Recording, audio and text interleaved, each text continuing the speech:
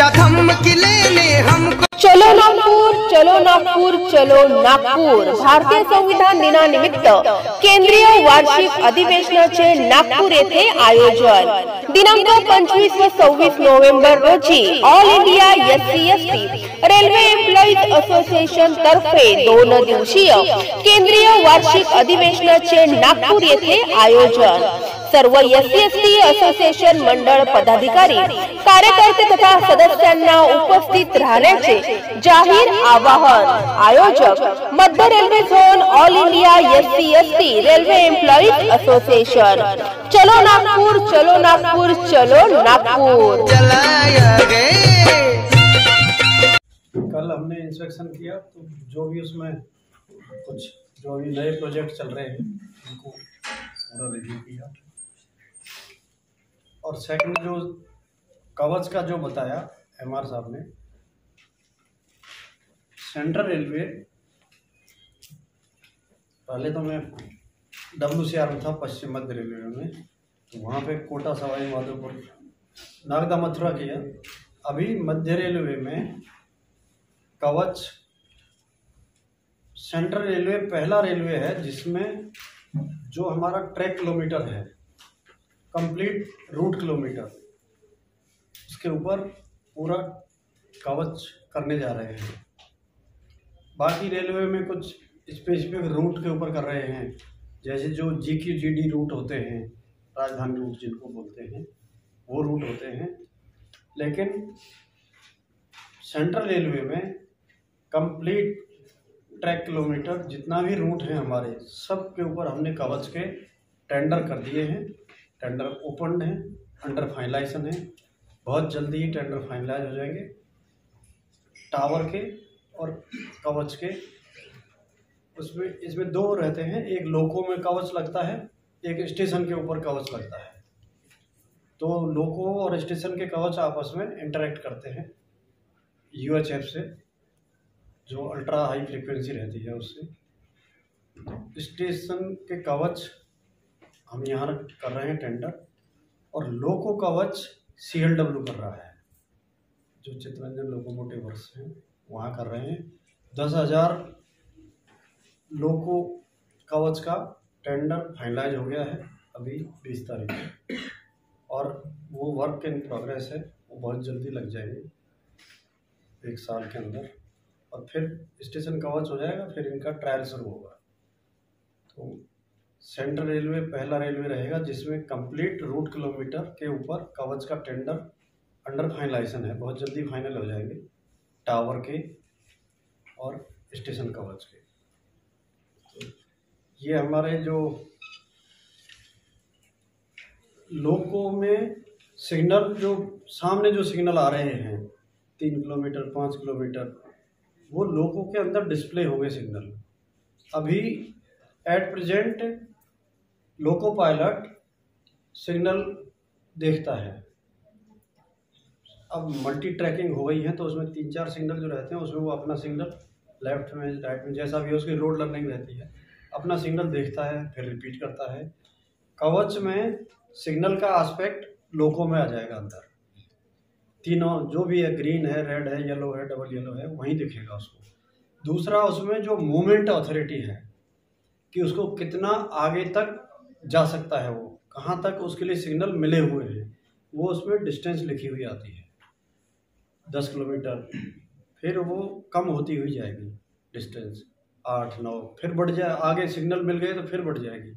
तो उससे ड्राइवर को कॉन्फिडेंस रहेगा कि मैं सेफली कितने दूर तक जा सकता हूँ. उसमें जो फीचर हैं हमारे यहाँ पे, एक परमानेंट स्पीड रेस्ट्रिक्शन रहता है, जहाँ पे कर्व की वजह से या कुछ और कोई रीजन है, ऐसा है परमानेंट फीचर, वो ऑटोमेटिकली उस स्पीड रेस्ट्रिक्शन को ऑब्जर्व करेगा कवच. रेड जब एस्पेक्ट है तो उसके ऊपर वो ब्रेक लगा देगा. लूप लाइन में जितनी स्पीड स्पेसिफाइड है उतने पे एंटर करेगा. और LC गेट से पहले ऑटोमेटिकली विस्लिंग होगी. फिर कुछ बाहर कुछ प्रॉब्लम हो गई, कोई नेचुरल कुछ जो प्राकृतिक आपदा है वो आ गई, नेचुरल कुछ कैलेमिटी, तो स्टेशन मास्टर के पास एक फीचर है कि वो एक बटन दबा देगा SOS का, इमरजेंसी का, तो जो गाड़ी उसकी टावर की रेंज में है उन पर ब्रेकिंग लग के वहीं खड़ी हो जाएगी। तो ये बहुत सारी फीचर्स अभी कवच में हैं, लेकिन ये अभी जो आ रहा है ये ऑटोमेटिक ट्रेन प्रोटेक्शन है। नेक्स्ट वर्जन इसका आएगा ऑटोमेटिक ट्रेन ऑपरेशन, जिसमें बिना पायलट के गाड़ी चलती है। उसमें अभी टाइम लगेगा। अभी तो हमारा मेन पर्पज है कि रेड के ऊपर गाड़ी खड़ी हो जाए, और ऐसा कभी होता नहीं है, लेकिन कभी गाड़ी के सामने गाड़ी आ जाए या गाड़ी के पीछे गाड़ी रेड पार करके आ जाए, तो वो उसमें भी वहीं ब्रेकिंग लग जाएगी, सामने वाली खड़ी हो जाएगी, पीछे वाली खड़ी हो जाएगी। तो ये बहुत सारी कवच में, क्योंकि अभी टेक्नोलॉजी जो वर्ल्ड में जो टेक्नोलॉजी है उसके हिसाब से भारतीय रेल भी अपग्रेडेशन चल रहा है टेक्नोलॉजी का। इसी का जो इक्विवेलेंट है वो ETCS है यूरोपियन कंट्रीज में, European train control system, ETCS, लेकिन वो बहुत कॉस्टली है। और ये उसका टोटल इंडिजनाइजेशन है, मेक इन इंडिया है, और इसमें बहुत फीचर हैं, और ये हमारा मेक इन इंडिया है। यहाँ पे इसको डेवलप करना, मेंटेन करना, वो सब लोकली पॉसिबल होगा।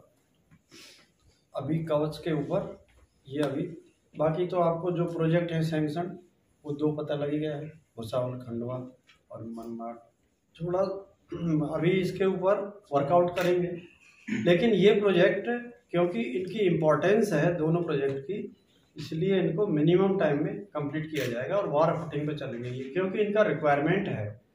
ये 3rd और 4th लाइन के प्रोजेक्ट जो आ रहे हैं, डबलिंग सेफ्टी एंगल से ज़रूरी होता है, ट्रैफिक एंगल से, मोबिलिटी से, लेकिन 3rd लाइन 4th लाइन के जो प्रोजेक्ट होते हैं वो बहुत ही रिक्वायरमेंट वाले प्रोजेक्ट होते हैं ऑपरेशनल फैसिलिटी से और ट्रैफिक डेंसिटी के लिए, तो उनको टॉप प्रायोरिटी पे कंप्लीट किया जाएगा। So Manmad Indore will take care of the connectivity between Bhusawal division and Indore, तो ये एक प्रोजेक्ट चलेगा। बाकी आप जो जालना जलगांव की तरफ की बात कर रहे हैं, इसमें ऑलरेडी साउथ सेंट्रल के पास एक सैंक्शन वर्क है जिसमें अकोला खंडवा ऑलरेडी कनेक्टेड है। इसका जो 150 किलोमीटर है वो पूरा हो चुका, 150 किलोमीटर बचा है। अभी आकुलकोट तक एक सिंगल लाइन ट्रेन सिस्टम चल रहा है। जब ये 150 किलोमीटर कंप्लीट हो जाएगा तो कंप्लीट कनेक्टिविटी आपकी हो गई साउथ सेंट्रल के साथ। वाया अकोला आप कहीं भी जा सकते हैं। खंडवा की गाड़ी अकोला स्ट्रेट जाएगी, अकोला की इधर आएगी, और साउथ की भी जो सारी गाड़ियां जो नांदेड़ डिवीजन पास होकर के आती है वो भी हमारे पास है।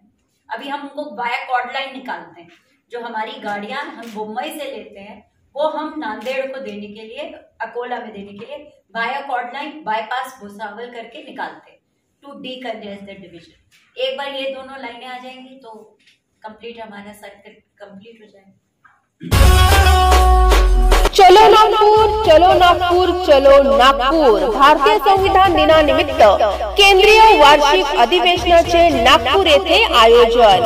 दिनांक 25 व 26 नोव्हेंबर रोजी all India SC/ST railway employees association तर्फे 2 दिवसीय केंद्रीय वार्षिक अधिवेशनाचे नागपूर येथे आयोजन।